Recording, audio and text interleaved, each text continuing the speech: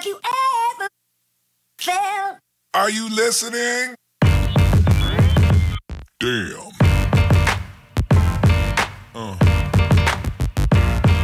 Yeah. Yeah. My name is Clay. This is our Learning Manager's Words page. It's our roundtable session. We'll start with Mike. We'll go around the table. Let them introduce yourselves. I'm Michael. Is that all I'm supposed to say? No, just tell them. Okay, just tell everybody basically. You got kids. Shit like Oh, Michael. I have 3 children. 12. Well, soon to be 12. 10 and 4. I'm 33. And they are my reason for being. My name is Courtney. I don't have any children, and I am 33. I'm Ella. I have a daughter, and she's 7.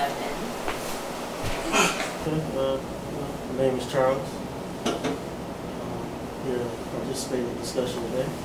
Tell them children, situation, married or. Well, I'm currently married. Have a daughter, stepdaughter through marriage, and come to, I believe, provide a marriage perspective to the situation. Yes, and I appreciate you because I needed that here. Carry on. I would like to, as we discussed before the camera started, I want to get y'all perspective on why, as women, you feel we have this whole men ain't shit label that you women like to throw out there, and I'd like to understand. Don't like to deal with the bullshit. I think I heard that. That's what I said. Yeah. Yes. That men get a lot of bad rep today, and I'm trying to understand. I want to get a basic understanding of why you ladies feel the way you feel when it comes to dating. I know I believe both of you are single, if I'm not mistaken. I'm correct, right? Yeah, oh yes, you're correct. Yes. So I want to basically touch on that first, and let you guys take the floor and run with that. Like I said, we'll counter or debate this as it goes, and we'll just carry on. So you want to know why we feel like?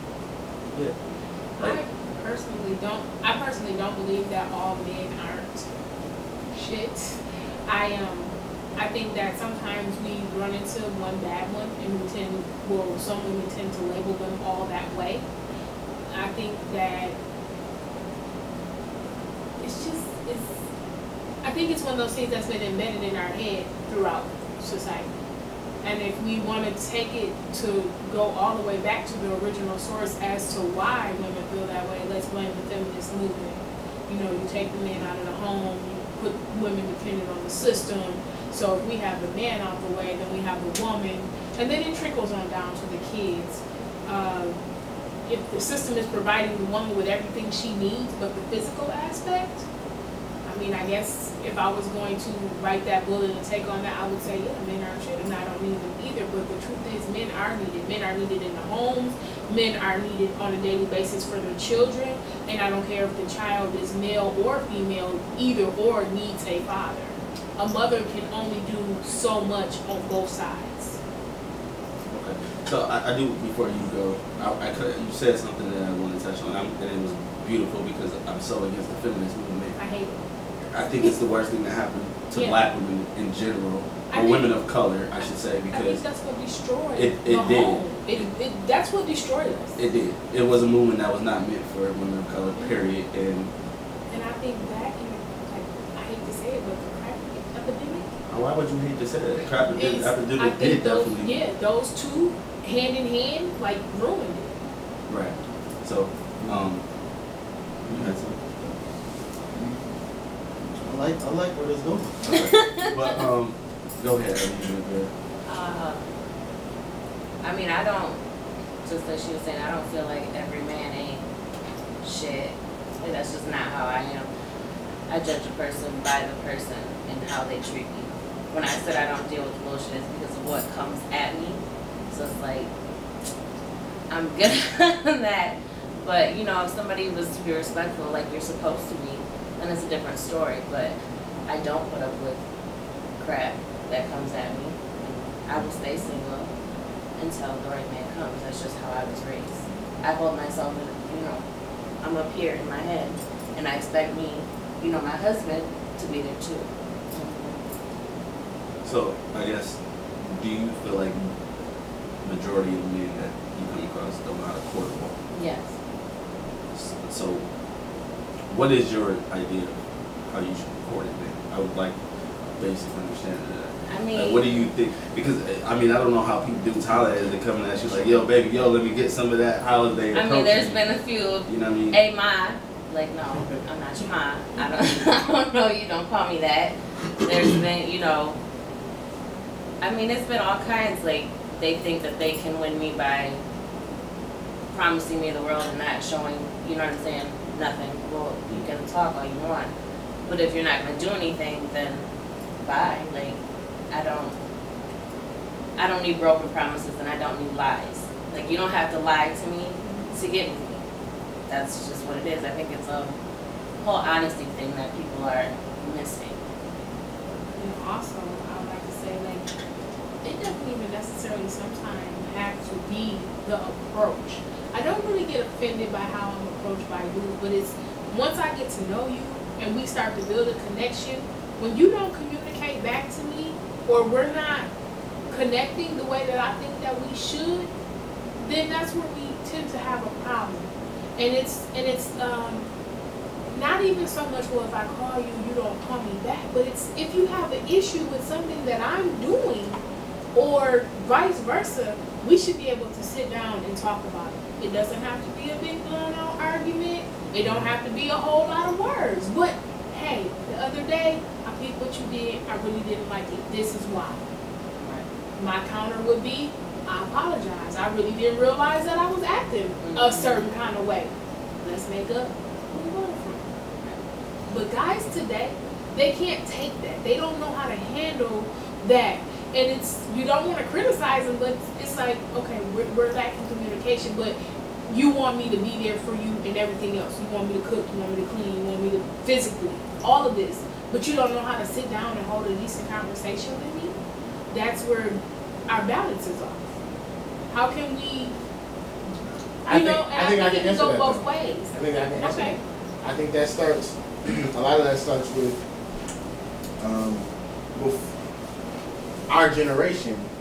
A lot of us grew up without fathers. Yep. You know? Yep. And I think that's where it starts.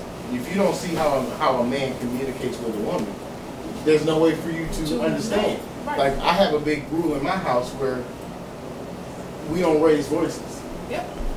I don't ever yell. I don't yell at anybody.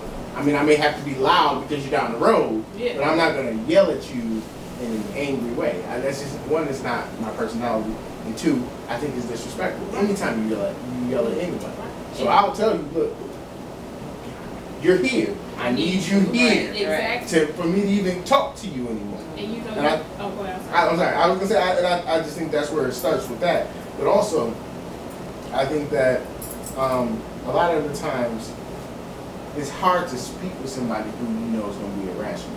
Now, I'm not saying you are irrational, but if I have a conversation with somebody and we talking about A and you bring up B 27, Right. not even Right. in the alphabet. Oh, but yeah, when you was talking to so and so, and when you start grabbing air, you lose me automatic. Anytime you grab his air, I'm done. So I think a lot of the saying is that you can't win an argument with a woman. What's the point in arguing because you can't win? So a lot of guys don't even try, and that's. I know a few friends. I know a few friends who are. I don't want to call them passive. They played sports. They, if a dude walked up and was aggressive, hey, chill out. But with a woman who's 5'1", 110 pounds, she runs them ragged because they just can't handle the mental aspect of arguments and frustration and stuff like that. Because we just aren't. I think a lot of it has to do with things have changed.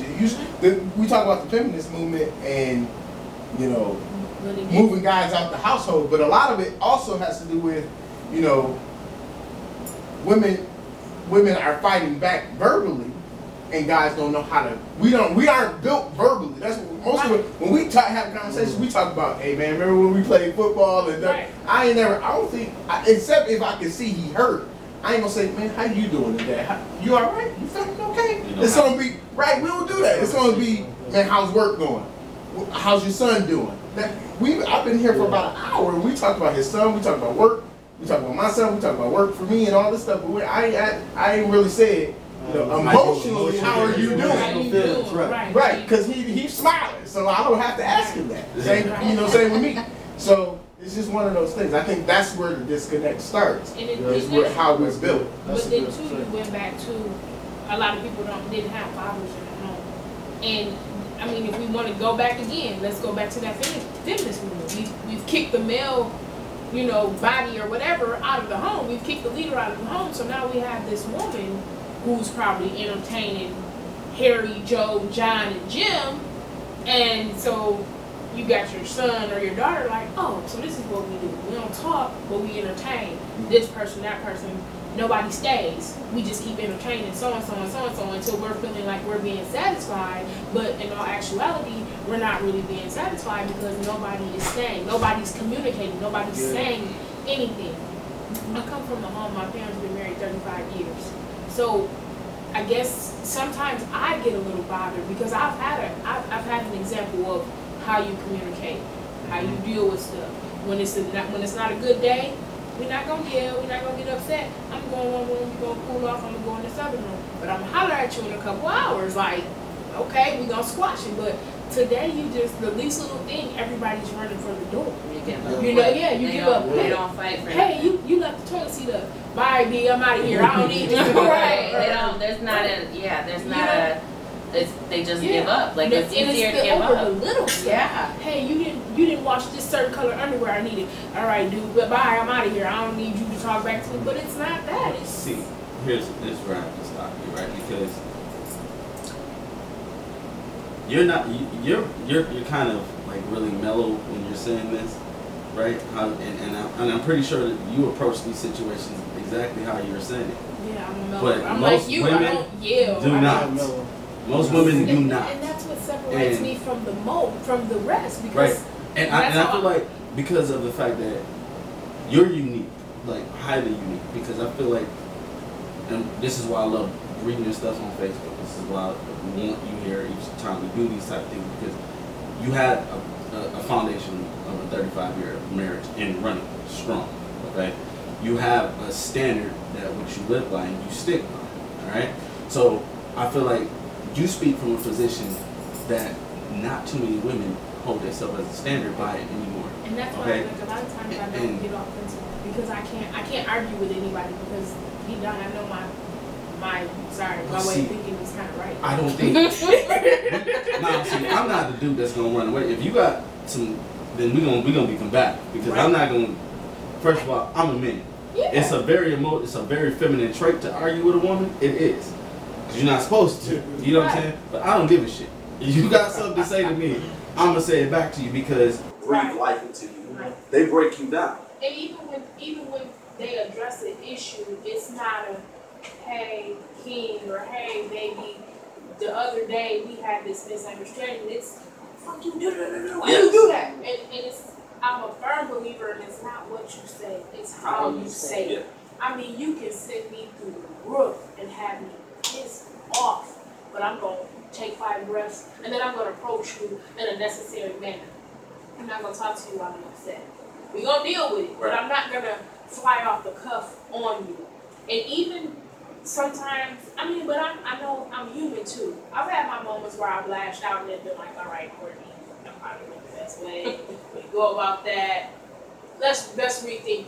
But I'm always, even too, like, I'm always careful with what I say.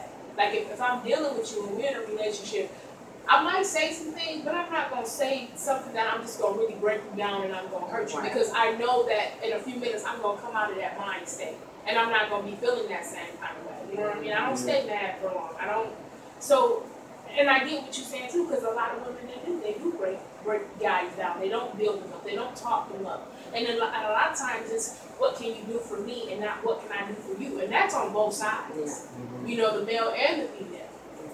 And you know, and today in the society and everything that's going on, the man and the woman, especially the black man and woman, they are so vital to one another. But everybody don't think like that. Yeah. Everybody don't have that mindset, and it's hard to say what I'm saying to somebody who is stuck in the I don't need a man, I don't need a woman. It's my way or the highway. When you dealing with somebody who only thinks here and can't think here, you might as well just shut it down. But that's majority of And everybody it you is. come across And nowadays. that's why I'm Because single, because we cannot. It's pretty much the equivalent of why I'm single as well. And like, I know you want to say something, so I'll let you. Well, I really agree with a lot of what's going on and what's being talked about today.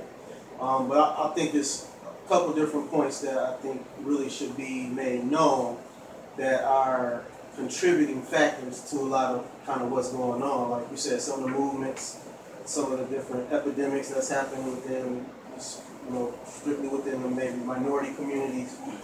But one thing I think we have to realize is that what we're talking about is when we are either a man or a woman at that place where we feel we can give ourselves now, and where we are at a place where we're comfortable, and now we would like to share our life with another person, an individual. So that's one thing. So we have growth, we have things that's happened in our past that reflect our perspective in the present, who affect our trust, in the present. So we got all of those things that, happen first. Then you said, like you said, the examples that we've had in the home. So, maybe a single parent household, or, I'm like you, my parents have been together for 37, 38 years. And, and everything, as all relationships, aren't perfect, but you see them going through the situations and persevering because of love. You see that. You see how love perseveres through everything. So, I really want to put those on the table and say, yes, I definitely agree with everybody. But what I really feel is that is affecting relationships nowadays is one, the media. Yep.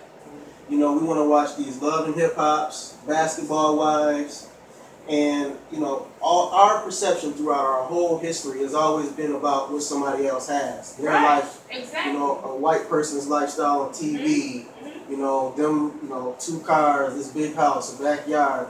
And because we don't have these things, all these things are unaddressed, things that we suppress that we want to have. So we may have a person who's there, who's faithful, go to work every day, they may have personal flaws, but because we don't have everything that the Joneses have, we're frustrated. We need more. That's not enough.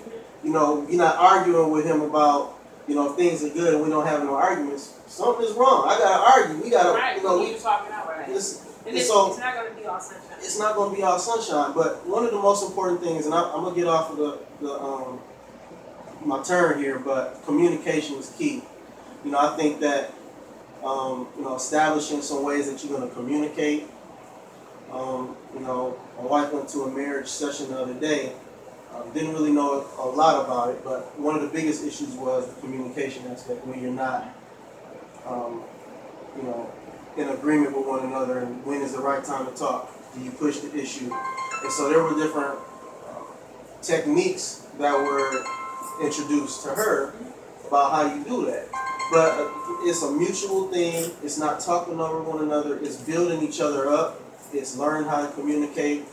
And, it's really difficult, but each person needs to be willing to move forward and to continually be learning. You're not always going to know everything. You're not going to approach something the right way, but you always got to continue to be learning and willing. And learning together. From each other. Right. Yep. Right, because I can bring a handful, and you can bring a handful. Why not let's bring this handful and have 2 handfuls and put it together? Another thing, too, that's divided is the ego. Everybody's struggling to get their ego fed. Everybody want to be loved. Everybody want to be admired. Everybody want to be appreciated. So you got one person on one other hand, if you're in a relationship with somebody, baby, I love you, I appreciate everything you do. And then you got the other person who not really saying that, and that person who's not getting that is going to start feeling some type of way. And therefore, when your ego is not being fed, it deads a lot of stuff.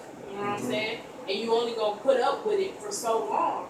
And so, I'm not like, I feel the ego is important, like, because people want to know that they're appreciated. Right. But if you don't feel appreciated, and you don't know how to really tell a person that you don't feel appreciated, your ego is going to backfire on you and be like, they're not telling you what you need to hear. Start spouting, let it go.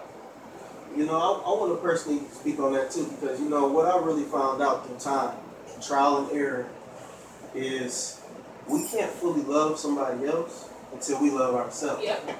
Yep. Until we You don't know need their validation. you don't need another person's validation. I think the most important part or aspect of the relationship is that spiritual component, that spiritual foundation, because you always have something to test and try to hold you accountable. You know, maybe even to have another. You know, and sometimes we try to lean on other people's relationships. We think that they're perfect, so we can go get our advice from them.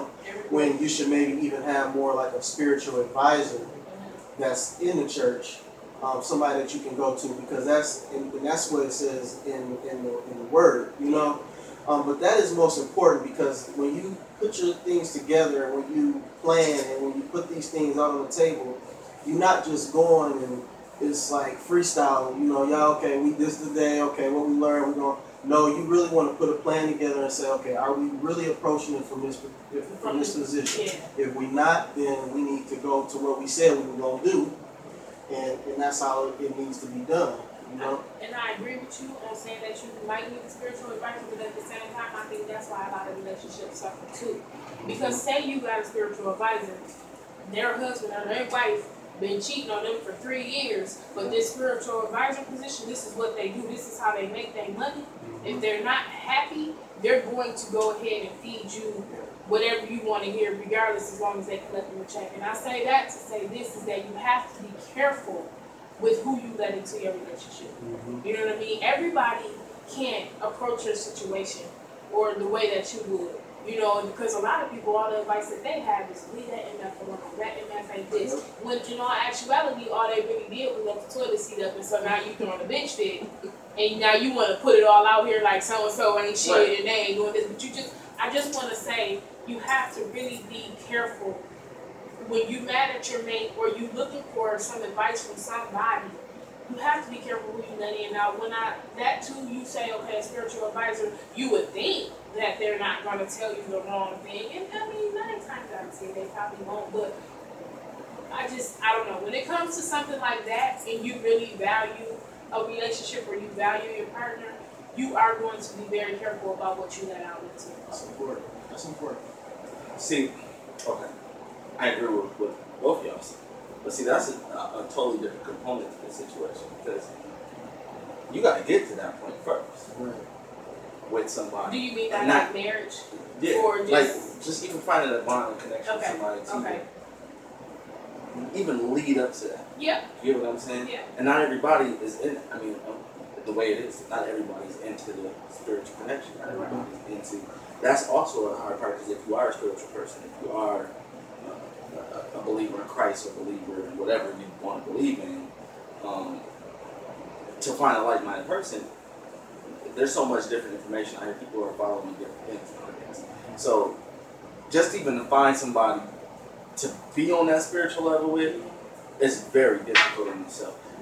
But to even get before that, you gotta find compatible things in a partner that's like them. And this is where I really want to transition into, because, and I'm about to transition, I'm about to shift a little bit, because the whole first beginning topic was the men ain't shit basically topic, and a lot of us are raised by single mothers, like we really are, and I think a lot of women nowadays spend more time with their sons, like trying to make them learn how to treat a woman in a manner that really isn't helpful to them, because it gives them more of a softer, feminine approach. She's teaching him how to treat a woman the way she wants to be treated. Right. Sometimes, but that doesn't translate. Yeah. You get what I'm saying? Like, and I'll use a personal example for myself, and where I'm going with this is here, is that from my personal experiences, I can't find a woman, and I guess you can say on my mother's level, and I'll put it to this in this aspect, because my mom was a single woman. Right? My father was basically, like I said, I put this on Facebook. By all accounts, for me, a good man, because he was a street hustler, right? So who he was. She chose to have children with this man, and she knew very well who he was when she chose to have kids with him. So when she got pregnant and things didn't work, she didn't put him on child support. She didn't do that. I watched this woman walk to work. She would walk us to our babysitter, drop us off, walk to work, come back from work, pick us up, and we walk back home. She did this every day for like 5 years till she saved enough money to buy a car. Alright? She didn't need a dime for my car.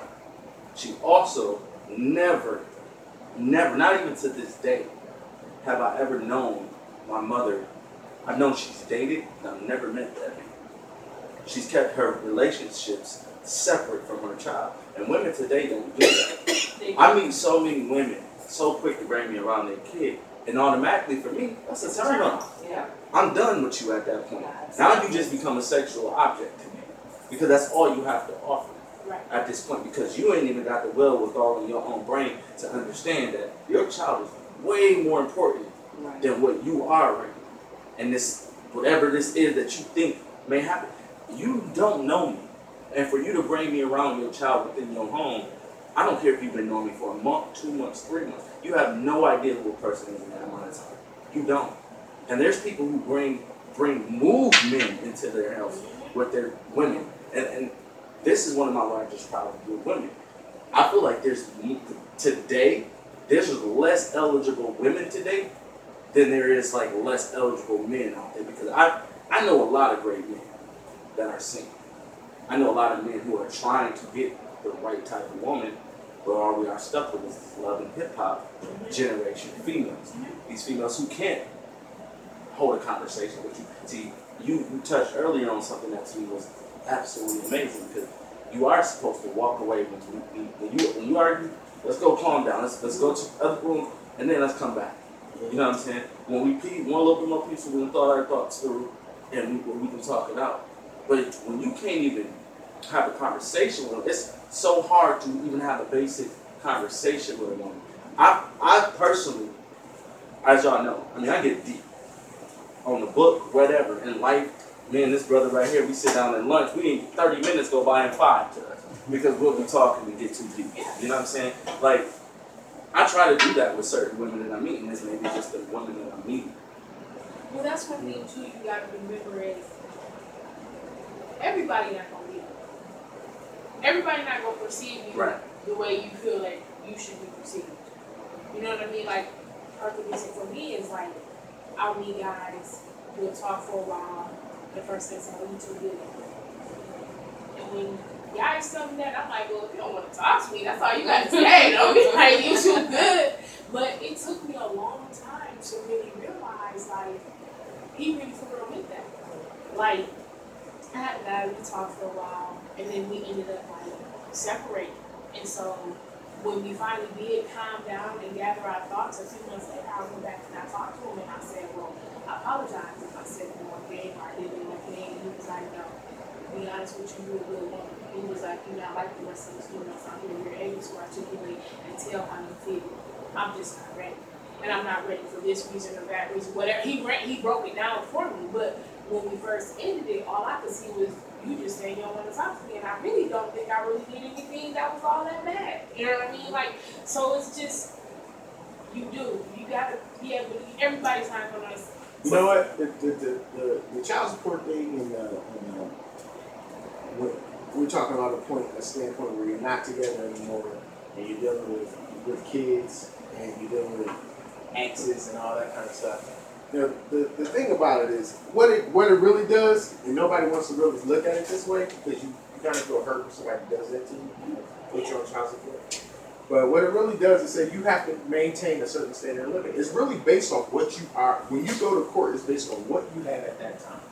So what it's saying is that you have to maintain this now. As a parent, whomever has to pay, typically dads, but whomever has to pay, you have to maintain whatever this living is you have. You can't go below this. Now, you can do a little better because you revisit it every 2 or 3 years or something like that. But you can't get below where you are currently. Because if you do, you're not going to be able to afford it. And do I think it's fair? Absolutely, because there is a financial component to parenting. You can't hide from that. You can't run from that. The problem that I have is the parenting time. Everything should always be based on a 50-50 unless it's impossible based on jobs or logistics or things of that nature. But it should never be based on, well, she said she's a better parent than I, or he said he's a better parent than I. You should start out at a mutual. Okay, this is where we're gonna be. 50-50 is where we're gonna be. We're starting here. We're starting at 50-50, and if you can't, if for some reason you can't meet that obligation, then you go from there. Well, many instances you're starting at 80-20, and so you don't work back very far from that. If you're starting, the only reason I got 50-50 was because my kid's mom was willing to work. Like literally, that's the reason. Because when we went in there, you're talking to a prosecutor. A lot of people didn't go through the process. Who hasn't? I don't go through it. You're talking to a prosecutor. You're talking to a guy who puts people in jail, and he tells you this is not her who's bringing this against you. This is the state of Michigan who's bringing this against you. And it's like, no. Well, one, we wouldn't be here if she wasn't saying she needed this, which I was already paying. But we're not going to go there. But two, yeah, the state of Michigan is because they want whatever benefits that they give her, they want you to pay for it. Again, it goes back to that system. Right. That feminist movement, it's all rigged a certain kind of way. And whatever way it's rigged, it's not going to end in your favor. Right. It's not only in the black community, but it's in a lot of communities. When these men are brought and put on child support, it's always going to, unless you can really prove that a mom is truly unfit. I mean, you have to go through a whole hell of a lot. It always is going to end up in the mom's favor 9 times out of 10. But I still feel like it's janky. It's a bunch of shit. It's like I always say, the financial aspect component, that should be based, just saying where you are now, you can't get worse. And in 3 years, if you've gotten better, you gotta pay a little more. That's just how it works. Because I got 50-50 and I still have to pay, which when you think about it doesn't make sense. Here's the thing though, in another 3 years is up, the woman has the choice to raise that up. Right. It doesn't automatically bump up or anything. When you get a chance to re-review, she has that option to say. But you have to be in a better state and make you more money. Not when I say a better. No. You can be, it doesn't matter what, like, if she say, I want to re-review. Yeah. Now, well, at 3 years, there's an automatic date set for you. Now, you can choose not to show up to it. Nothing happens. But if she wants to go and get more money, there's an opportunity there for that to happen. And your income doesn't necessarily have to change. It can be exactly the same, but it could be, well, he hasn't really been keeping them as much as he's supposed to. He had, they got more expenses now because of this, that, and the third. So things can still change without your income changing. But in many instances, your income has changed, and so that's when they want to review. Now, I don't care about that. My whole mindset has always been parenting time because I think you need to be able to afford your living situation. You got to be able to afford that, and sometimes it can be unfair the fact that we have 50-50 parenting time, and yet I still have to. That means literally we're supposed to split every expense they have down the middle. So why am I paying you anything? Because they don't eat more food with me or with you than they do with me. Their clothes don't all of a sudden get more expensive with you than they do with me. So why is your expenses more than mine? It should just be, we don't pay anything. But I didn't care about that. I was willing to actually increase what I was supposed to pay because what I had already been paying was less than, and that's how I would say she kind of screwed herself. Father, son, this, football games, baseball games, all the sports you play, you just got mom there. And then the assumption is, oh, he must be one of those kids with a dad. And I've actually heard that. He don't got a dad, and it's like, shocker, and obviously that wasn't the case. He was there. He just passed away. But that's the mindset that you get in, and that's what I think that drives a lot. And this whole notion that any group of male is a deadbeat because they can't afford child support is the most disrespectful thing you can say to another human being. Is that because we would never say that about somebody who can't afford rent because they have a low paying job and they need welfare and they need this and they need that. We would never say that. We would never say somebody who got their lights turned off because they lost their job because they have to walk to work and they can't get there in the wintertime and snowing and buses don't run and all this. You would never say that about a person who can afford something except for when it's a dad who can't afford child support. That's the only time you say that. And this is coming from a person who's never missed a payment. I've never had an issue where I can make a payment. But that doesn't mean I read something that said, I'm not a SEAL, but that don't mean I can't be for animal rights. You know what I mean? You don't have to go through something to be to not want somebody to right. So I just think it's just the system, like you said, it's kind of messed up. But not definitely. It is messed up. I mean, like not definitely messed up. Like because it creates a separatism.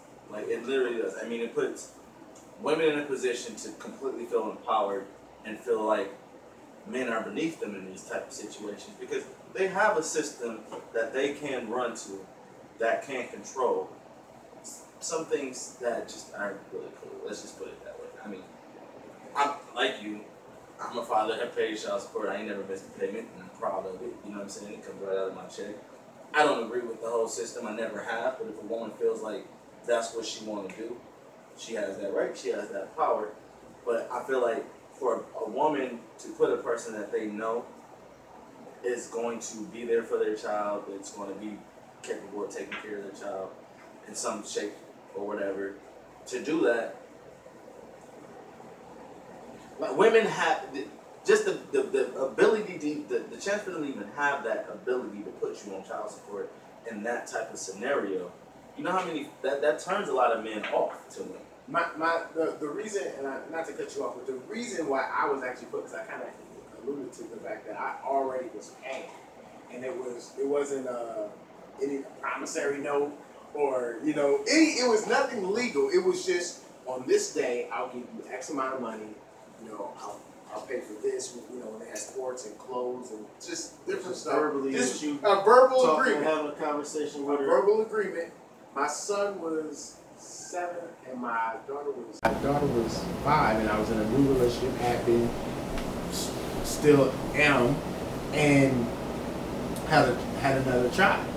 That's when, during the gestational period, like I'm talking about first trimester, where it's, anything can happen. As soon as I knew, 2, 3, 4 days later, within a week, I told her, hey, I'm about to have another baby, just FYI, blah, blah, blah. Just in case my son heard something. Right. Because he was old enough to pay attention. If he heard something and said, yeah, my dad's, this is what's going on. I just want you to know. Get a letter in the mail. And that's what I'm saying. That's just how it worked. But a lot of women do that. Still to this, until about 2 weeks ago, didn't think this person was like just warped up here. And then it gets to a point where you realize, look, sometimes you just can't co-parent. And when I think of co-parenting, I think of hey, this is what's gonna happen. Sometimes it's gotta be a situation where, look, this is what it's gonna be from now on, and just you work off of that and that. And it's unfortunate because nobody wants that. Yeah, you gotta, the thing is to, as a man, you know how it is. I mean, I can hear from this, the conversation that, you a respectable man, we hold our women high, we put them on a pedestal, and our queen.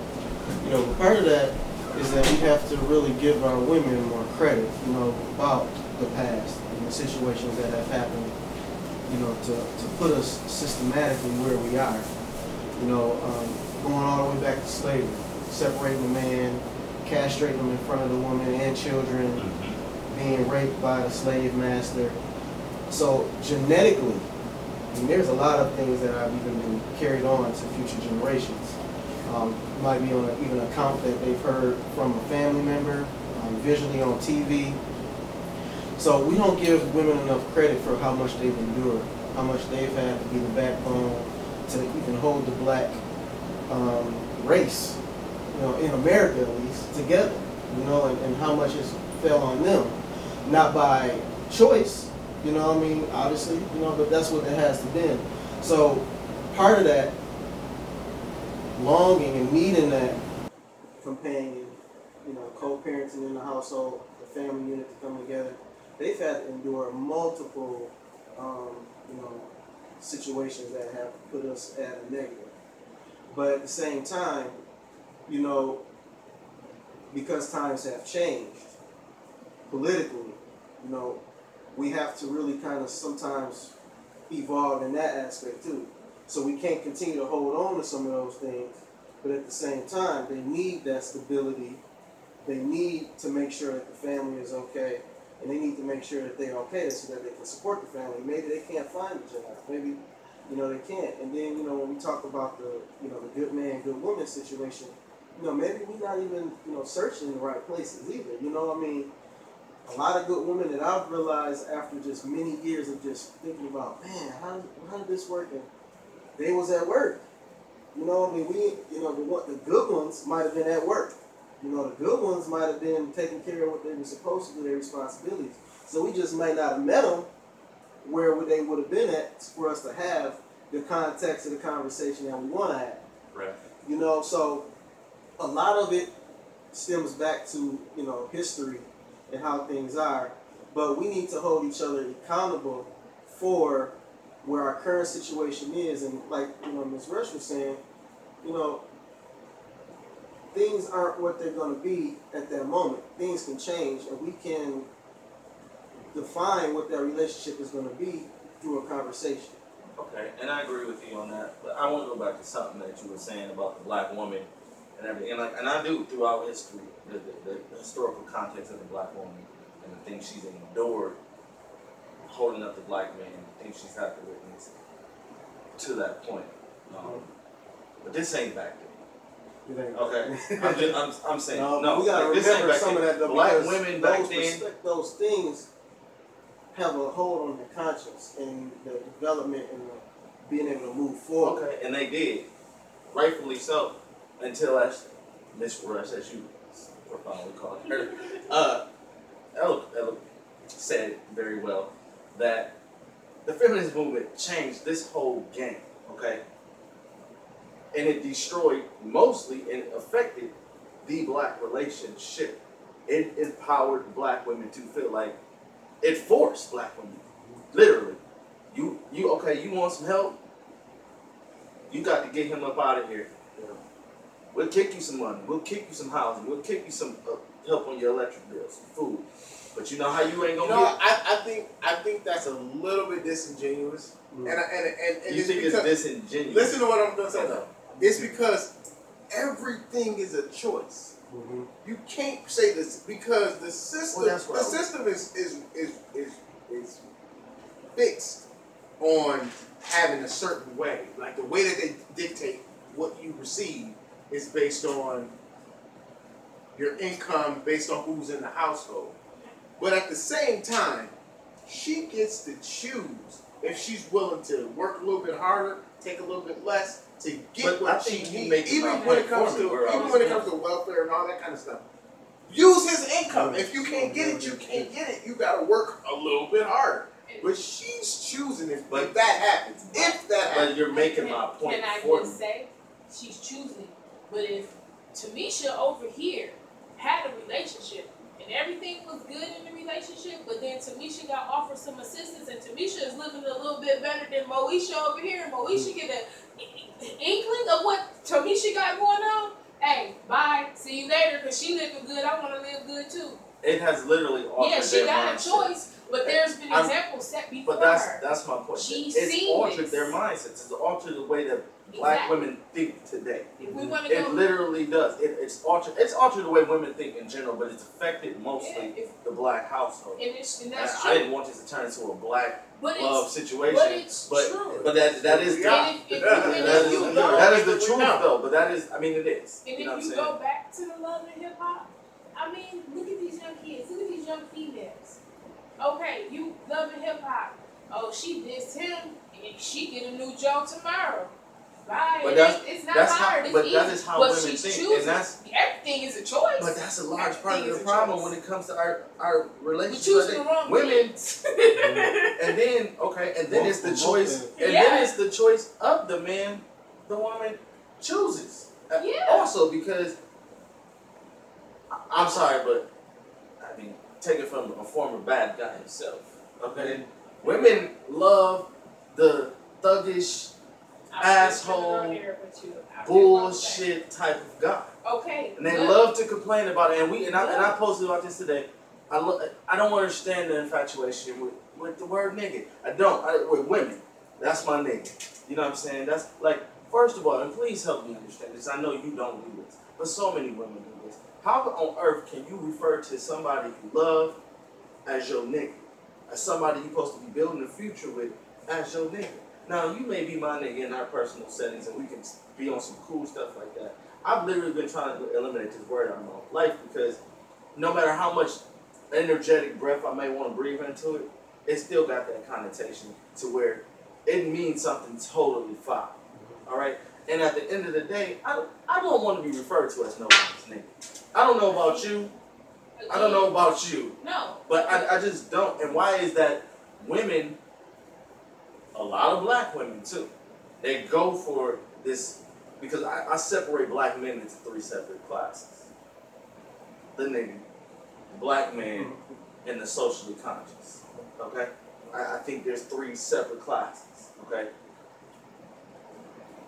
But the nigga is women. And all the women want the nigga type of dude. But then they complain so much about how he treats them. And I hate that you're alone on this to defend this point. Because I get sick of this shit. I go down my Facebook, I see this left and right from females, black females, white females, whatever. It's this nigga did this nigga did that, this nigga ain't shit, this nigga. And I'm sitting here like, again, and I'm like, are you serious? You have the handful of people who are trying to eliminate that word. But then you have the dozens of handful of people who have took this word and turned it into what you want to say, quote unquote, a badge of honor. It's cool. It's cute to be looked at as a nigga. But you and I, being of the socially conscious, are like, no, that's not what we are. That's not a name that we even gave ourselves. That's what somebody else chose to call us, and not in a good way. You know what I mean? But if you want to, I know you say the infatuation with the word nigga, but I think people take that and be like, oh, this nigga is quote unquote the thug or the bad guy, and people tend to be attracted to that. Females are attracted to that. But if you want to take it from a female perspective, and you want to flip it and you want to look at it, me personally, I'm sick of the bad bitch. When is the queen coming back? When is she gonna make that appearance? When is she gonna be appreciated again? Because I feel like you said, the niggas is winning. I feel like the bad bitches, they winning. They get them. Like, this is what ratchetness. Dudes are attracted to this. You are right. And that is a great comeback, because I can't even lie. I've watched it. I've watched a female who is of a decent nature, or, you know, if you want a good girl, good mind. I watched her be set down and watched the bad bitch be picked up and be honored as if she was a queen. And it's like, no, she doesn't have any clothes on. She doesn't even have anything to offer you. All she can offer you is T and A. So, but as Charles said though earlier, but it also goes back to, first of all, it's hip hop culture. That is really what controls us. That's what I'm saying. That controls us, and then the media, the television, and everything. Yeah. Because I ain't gonna even lie to you. You know, I'm single. I ain't even interested in dating people at all. Like, I have no interest in trying to even get to know nobody at this point in my life. So I just don't have the energy for it. To be honest with you. It's a But lot. I have passed But don't over. give up on I have not given up. I mean, my focus is on financial things right now, which you shouldn't be money hungry, but whatever. But I know what you mean. You want I gotta get it. He You know what I'm wants- saying? he wants Like But- Nas said, never lose money. Yeah, yeah. Never lose women. Or chasing money. But you know, like a lot of men, just because first of all, it's the comfort. And women do this too. A lot of people are just in relationships for the comfort of having someone else. Yeah. It's not for the end game of a marriage or all that. They, but 9 times they don't even like that person they with. Okay, they just want somebody. All right, because they're afraid to be alone. And I'm the type of person. I know where I am at right now. Do I need I would love to have a woman that I can build something with in the future. But I'm currently not in a position to where I want to do that, and I'm not gonna lie to no woman. I'm gonna go after the bag chick right now. It's just like, you know what I'm saying, and I'm not gonna. I want to build with the queen. I want to build something with her, and it's not like I don't feel like it's a lack of appreciation for women like that. They just not sought after how they should be. That's because she's going to hold a man accountable for his actions. That's a lot of what's going on in this relationship too. Guys are not being held accountable, and when they are being held accountable, she nagging, she doing too much, she pessimistic, she this, she that, and vice versa.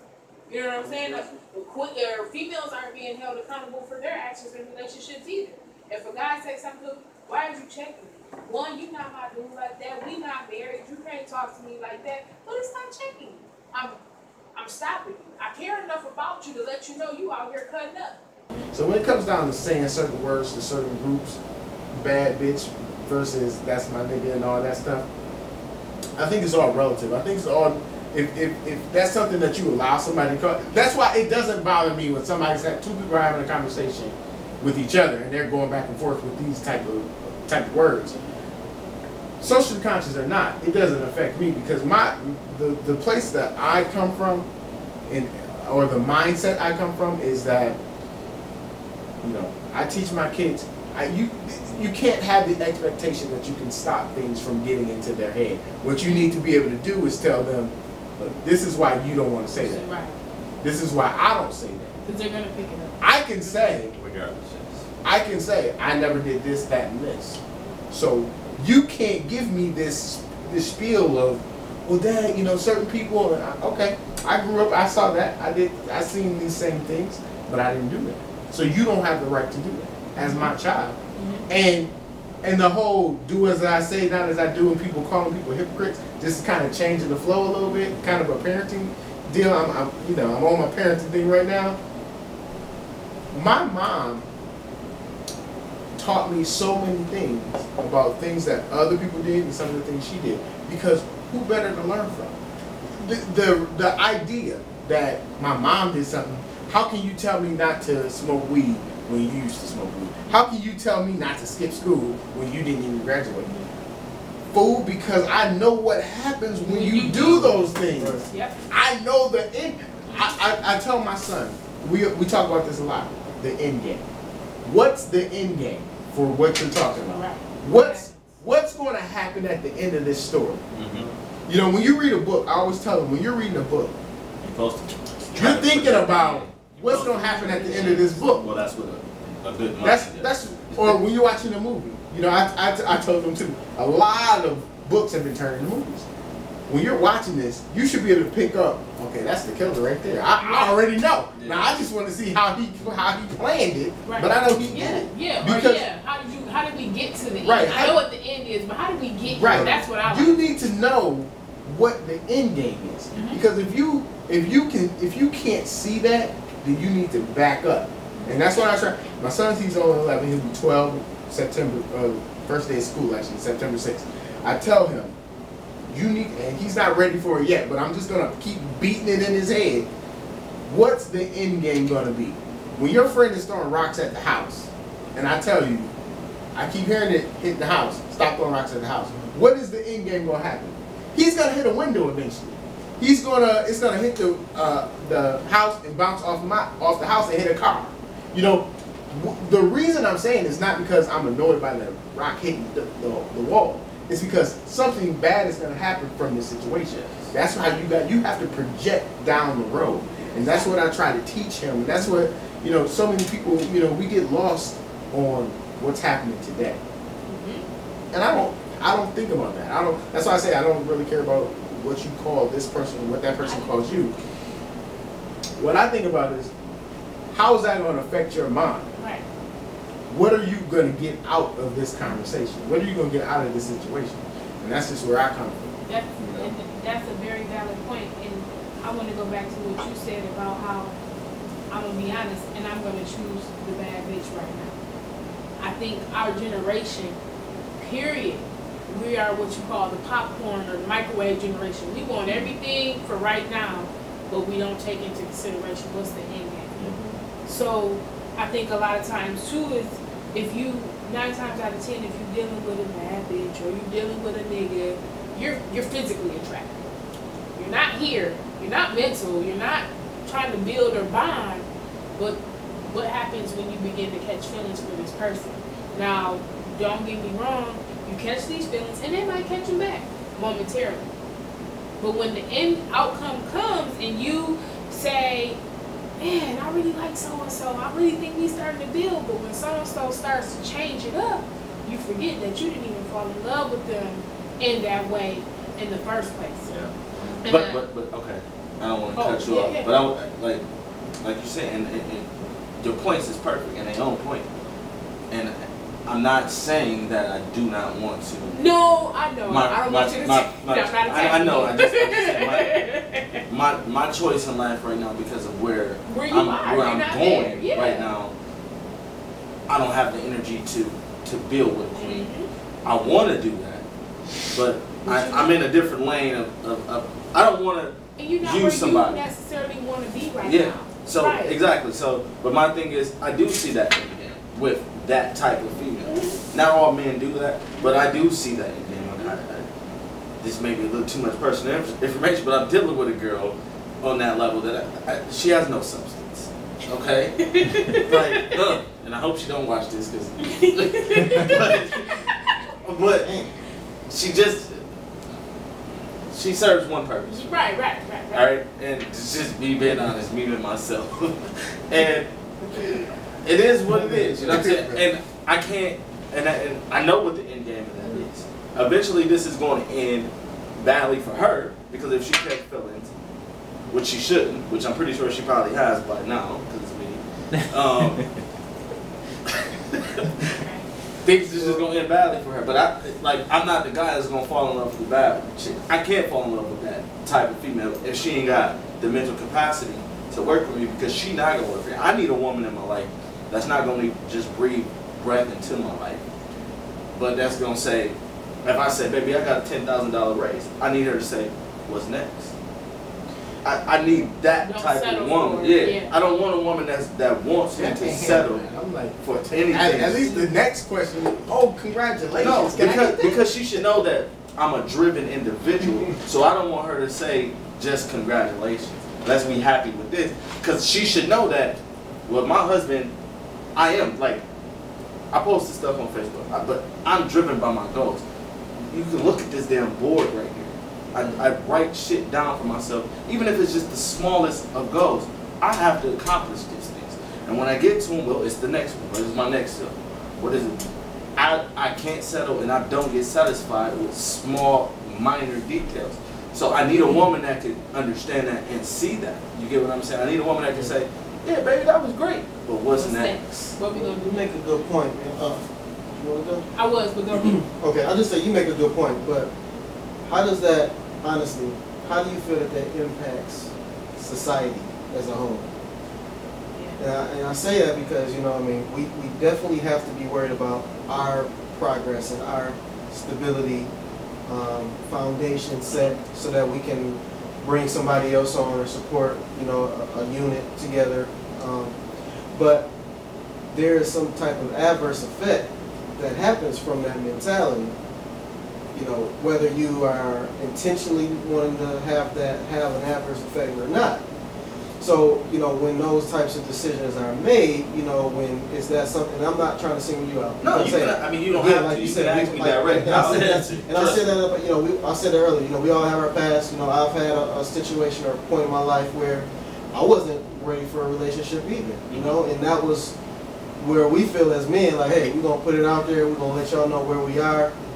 But, you know, one thing I learned, and, you know, our queen who's with us right now can also speak on her perspective, but that's conditional, and it's not always going to be where that's going to stay. It's definitely conditional. It's not always going to be where I mean, that's I going can to stay. speak for this. I've always wanted. I used to have I was conditioned. Light, bright, damn near white. That was the saying I was raised with. I promise. I was definitely conditioned. I had a certain woman, and it definitely wasn't. You need to go find a woman with a brain. You get what I'm saying? I was definitely conditioned to go after. I was handed what I love to call it player rules. I was handed that down. I mean, I had a cousin that your nephew was watching us, but bringing women in the house, banging them out, letting us watch, like hiding under the bed. You know what I'm saying? Like, so I was conditioned and taught things that didn't put me in the mind state to really respect women in that manner. You know what I'm saying? Like in a manner that I look at women more than a sexual object for a very long time in my life. Like I was with my kid's mom from 15 to 25, and I loved that girl for a while. Things turned in that relationship, and I'm not gonna get into that, but I tried to have a stable relationship and go away from what I saw, but I was still attracted and addicted to things I was conditioned to like, and I'm still that way. I can't get away from that right now, like, and I'm not gonna lie to myself either about it. You get what I'm saying? Like, I know what type of females I still want to go after, and I know what type of woman I need for my life. The two are totally separate. Now, if I can meet the bad with the brain, more power. You know what I'm saying? But the proverbial what is it? Freak in the sheet. Something in the streets and freak in the sheets. yeah, Oh, yeah. yeah. You know what I'm saying? Woman But in the streets. Yeah, the thing is, woman it does. street It has an she- adverse effect because she doesn't. it literally has altered the way men are. And I tell girls this all the time, like, because I'm big into mentoring. I have a lot of females, especially younger, like, that talk to me about guys and why they do this and that. And I tell them all the time, you can forget between 18 and 30, you can forget having a healthy, stable relationship. You That can is forget horrible. it. But That's it's a because of horrible what motivational but it's speech because of about what you it. talked about. No. Because it has an effect on both men and female perspective towards a stable, committed relationship, though. You know? Check the time. I think people in general, but mostly guys, especially in that younger generation that you saw. Look, I was with the same woman from 16 to 22-ish, and like 22 and a half, something like that. And what I learned is that, you know, you grow apart. And that's grow apart. Hold on, that's 16 and 22. How you grow apart? Goals change. Some people aren't as motivated. No, You don't. And I don't know if people get married at that age group. And I'm sure there are a lot of people who do. But if I looked back at 22-year-old Michael, like if I saw 22-year-old Michael, by the way, that's my name. If I saw 22-year-old Michael, I'm like, what the f-? Like, I'd punch him in the face. He was weak. He was soft. He was and when I say that, I mean from a standpoint of 29, 28-year-old Michael was weak and soft. Like, I was willing to let a female run the show. Right. I trusted that you were going to do the right thing because you were a woman. That's the craziest concept ever, but I had a single parent household. My mom, still to this day, she is the greatest person I've ever known, because she taught me all this stupid crap about, you know, turn the other cheek and treat others like you want to be treated. Now, I say stupid rap because it's a good way to live, theoretically, but practically it's not. You don't let somebody treat you any kind of way and you just, you know what, that's just how they are. I'm going to turn the other cheek. No, I'm going to keep this cheek where you can see it and punch you in the face. Because that's not helping me by you treating me badly, but I keep turning around. I'm getting dizzy. I'm turning around and turning around. After you finish, I want to wrap this up. There's one last conversation. Okay, go ahead. But you can finish. No, I just want to, my thinking, and I'm going through a little situation, a little custody situation. I'm trying to get my kids full time. So I might be a little biased. But I just think so many people, you know, you gotta take life for what it is, not what you want it to be. You gotta have goals. I have goals too. Like what Glenn was saying. You know, in the last 6 months, well, it's been about a month, I switched jobs to where I can be home. I work 4 days a week now. I make the same amount of money I was making. Actually, a little bit more than I was making when I was working 6 days a week. So I was able to shift that. I'm going back to school, you know, and then the biggest portion, though, besides going back to school, is getting my kids full time because the living situation with their mom is the greatest, and, you know, all that. But I still, to this day, don't see her as a bad person. I just think that she's a person who kind of what we've kind of described her without saying her name. She needs a guy in her life. Doesn't matter who it is. She puts other people ahead of what priorities should be. And it's unfortunate because that puts you behind the 8 ball. You can't pay bills. You can't do things you're supposed to be doing as an adult and as a parent. But then, you know, the system is stacked to the point where I can't just show, look, I got a better household. I got to show, not only do I have a better household, but your household is dangerous, you know, and that's impossible. Unless, like, she walks in the courtroom with a needle in her arm, which she's not a drug addict or anything, I don't want to put that out there. But unless she has, like, a cleaver in the head or a needle in the arm, you can't prove that somebody's household. We talked about a lot of things that were aspirational, you know. I want a guy who, I don't even know what breathes life into me, and I've heard multiple people say that. I literally don't know what that means. When somebody breathes life into me. Tell you what I mean by Be that? positive. Be positive Speak to me. you. Like if Speak you to having me in a bad positive day, way. you talk to me in a way that's gonna uplift me. Right. Not Just be like, I told you to leave that weak ass job a long time ago. Yeah, like Hey, I just told you I had a bad day. What's that? What does like, that I don't mean? need to hear that shit. Cause then if I quit, we ain't got enough money. We don't got So Who gonna pay this guy? owe me $20. I told you to quit fucking with him a long time ago. Yeah, that goes back to $20. the beginning of that conversation where we talk about the argument, not want to deal with a woman that's and I never driving understood here, what you that know? meant because I'm Speak to me. I'm Uplift me. Yes, uplift You know, me. Don't suck the breath out of me. Don't I know suck not the breath everybody out of here me. knows me. Clayton does. He knows. You know, I'm a straight shooter. There's very little. Very big jokester as well. I'm a jokester, right? But I don't. But he is a I don't sugarcoat. No, he does not. I don't have to be angry to say what's on my mind. So I don't really understand the concept of people be holding back. I mean, I know people who hold back and wait and have these big explosions of anger, and that's why I said, you know, I don't really yell when I talk because I don't have to. It don't have to be something egregious for me. You know what? You slapped my dog 3 days ago, and I let that go. Let that ride. But now you done wore your shoes in the house. You know what I mean? Like the dog gets slapped with Right, now you You're throw wearing rocks shoes at my car. Right. I ain't finna let you just Right. keep on. I don't have to get there. Right. The first thing you do is better. Like, I punish kids like people. Oh, you gotta give them a warning and time. No, this was bad. No, you messed up. Why here. did you do that? Go sit in the corner. Go. Don't let me tell you about it again. I appreciate y'all for being here today. Like I really do. Like this conversation was great, and I feel like we could talk about all of this for like a long time. We've been going for well over an hour and a half now. I really wanted to condense this to 1 hour. That just made the editing job for me very hard, but I appreciate it, and I thank y'all for coming out. I thank y'all for watching when y'all do. I just Courtney here, Miss Rush, Mr. Archie over here likes to call her. This is my brother Mike. I'm Clay, as y'all know, and I'm in this